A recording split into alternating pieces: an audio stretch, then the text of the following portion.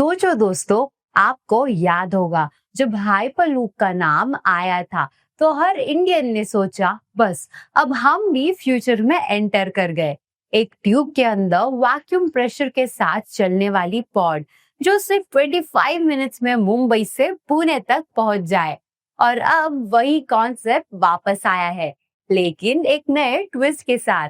Hyperloop अब passengers के लिए नहीं बल्कि कार्गो और फ्रेट ट्रांसपोर्ट के लिए रिवाइव किया गया है।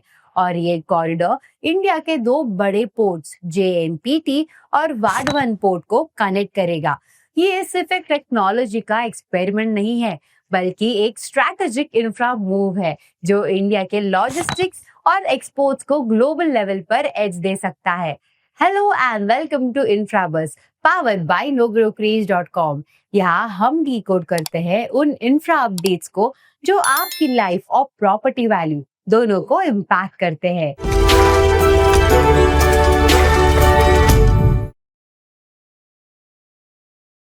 आज के इस स्पेशल एपिसोड में हम कवर करेंगे सबसे पहले हाइपरलूप पैसेंजर प्रोजेक्ट की पुरानी कहानी और क्यों वो रुक गया। फिर नया फ्रेट फोकस्ड प्लान जेएनपीटी से वाधवन तक, कैसे आईआईटी मद्रास और टीयूटीआर हाइपरलूप प्राइवेट लिमिटेड इसमें इन्वॉल्व है। वाधवन पोर्ट के 76,000 करोड़ के मास्टर प्लान के साथ इसका connection, global hyperloop cargo pilots और क्या इंडिया उनसे सीख रहा है, लॉजिस्टिक्स, जॉब्स और रियल एस्टेट पर इसका असर, और फाइनली क्या चैलेंजेस और रिस्क है इस प्रोजेक्ट के सामने। तो चलिए स्टेप बाय स्टेप शुरू करते हैं। हाइपरलूप पैसेंजर प्लान क्या था? 2018 टू 19 में महाराष्ट्र ने वर्जिन हाइपरलूप 1 के साथ एक एमओयू साइन किया था, जिसमें Mumbai Pune hyperloop project announce हुआ था। ये कॉरिडोर पुणे के हिंजवाड़ी आईटी पार्क से मुंबई के बीकेसी तक प्लान था। टारगेट था 150 किलोमीटर की जर्नी सिर्फ 25 मिनट्स में कवर करना। उस टाइम इसे इंडिया का फ्यूचरिस्टिक ट्रांसपोर्ट रेवोल्यूशन बोला गया था, लेकिन धीरे धीरे रियलिटी सामने आई। टेक अभी ट्रायल फेज में थी। सेफ्टी सर्टिफिकेशन किसी भी कंट्री ने पैसेंजर हाइपरलूप के लिए अप्रूव नहीं किया था। Project cost 60,000 plus crore estimate हुआ, जो पैसेंजर डिमांड के लिए फीजिबल नहीं लग रहा था। और कोविड के बाद पैसेंजर प्रोजेक्शंस और वीक हो गए। मतलब एक बोल्ड फ्यूचरिस्टिक आइडिया था, लेकिन ग्राउंड पे लगभग इम्पॉसिबल बन गया। तभी गवर्नमेंट ने सोचा अगर पैसेंजर्स के लिए नहीं तो कार्गो के लिए क्यों नहीं। Freight hyperloop revival.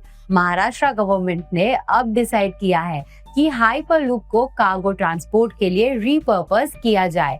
प्लान है कि ये सिस्टम कनेक्ट करेगा JNPT Jawaharlal Nehru port trust Navi Mumbai, जो ऑलरेडी इंडिया का बिजिएस्ट कंटेनर पोर्ट है, Vadhavan mega port Dahanu Palghar district, जो अभी 76,000 करोड़ के इन्वेस्टमेंट के साथ बिल्ड हो रहा है। प्रोजेक्ट पार्टनर आईआईटी मद्रास के रिसर्चर्स और टीयूटीआर हाइपरलूप प्राइवेट लिमिटेड, एक इंडिया बेस्ड स्टार्टअप जो इंडिजिनियस हाइपरलूप सॉल्यूशंस डेवलप कर रही है।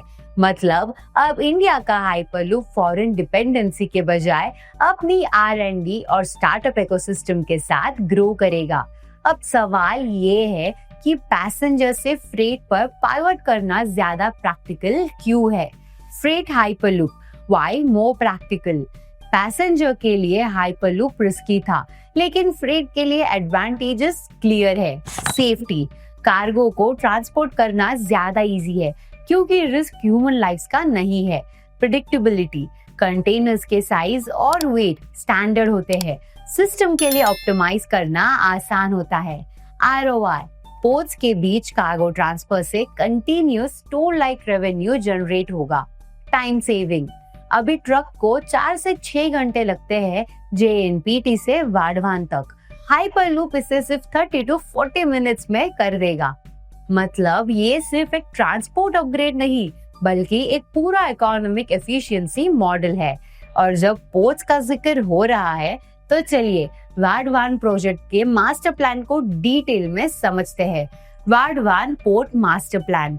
वाडवान मेगा पोर्ट प्रोजेक्ट का एस्टिमेटेड कॉस्ट 76,000 करोड़ है। टारगेट इंडिया का लार्जेस्ट कंटेनर पोर्ट बनाना, JNPT से भी ज्यादा कैपेसिटी के साथ।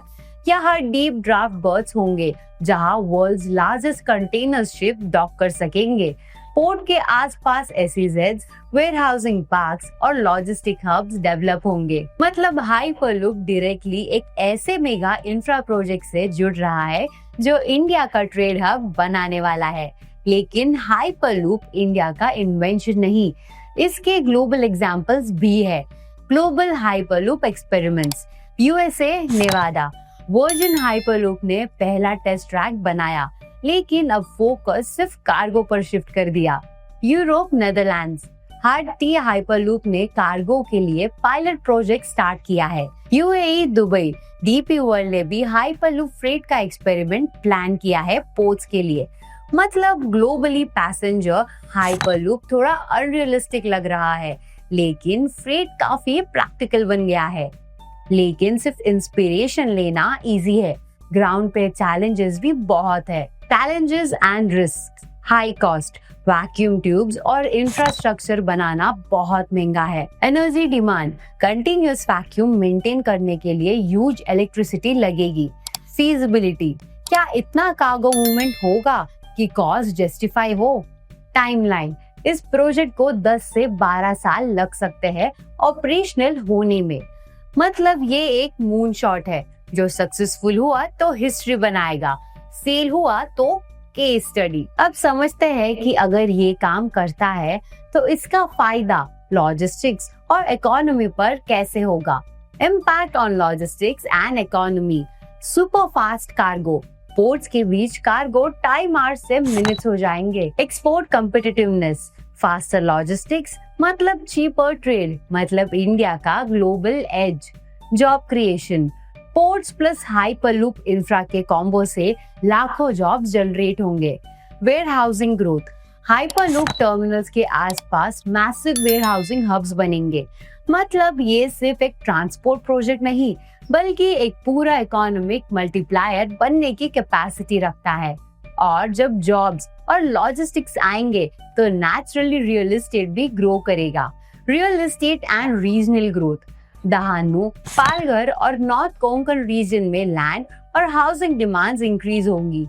लॉजिस्टिक्स और वेयरहाउसिंग के साथ अफोर्डेबल हाउसिंग प्रोजेक्ट्स डेवलप होंगे। डेवलपर्स अपने प्रोजेक्ट्स को हाइपरलूप कनेक्टेड जोन टैग के साथ मार्केट करेंगे। जैसे मेट्रो ने अर्बन हाउसिंग को बूस्ट किया, वैसे हाइपरलूप रीजनल रियल एस्टेट को नेक्स्ट लेवल पे ले जा सकता है। लेकिन बिगर पिक्चर सिर्फ रियल एस्टेट नहीं, ये इंडिया के इंफ्रा विजन का एक बोल्ड स्टेप है।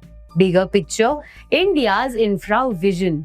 इंडिया के नेशनल लॉजिस्टिक्स पॉलिसी का गोल है लॉजिस्टिक्स कॉस्ट को GDP के 13% से 8% तक लाना। हाइपरलूप फ्रेट इस टारगेट को डायरेक्टली सपोर्ट करेगा।